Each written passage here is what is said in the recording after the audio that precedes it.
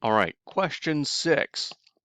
You've got a pool, it's 163 cubic meters in volume, and it takes 12.2 hours to fill through a pipe with a radius of 5.22 centimeters. What is the velocity of the water in the pipe? All right, so there are two equations we're going to be using here. Well, several equations, but first, the flow rate, volume over time. We know that because we know the volume and we know the time. All right, so the volume is 163 meters cubed, and the time 12.2 hours times 60 minutes per hour times 60 seconds per minute to get us to seconds.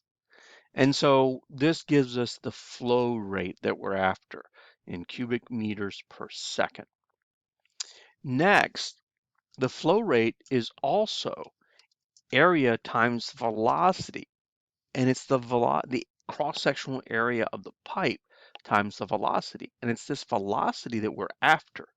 Right? So if I solve for velocity is Q over A, well, Q we have. Q is, we're going to calculate it, or you'll calculate it up here. You have Q. So Q over A, what's A? A is going to be pi R squared. Right? A is going to be pi R squared, where R is the radius, and what does R equal? What's R? R is 0.52, 5.22 centimeters, which is 0.0522 meters.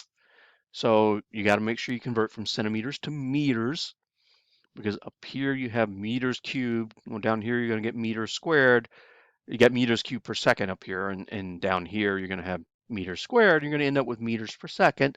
Those are the right units for velocity. And that's it for problem 6.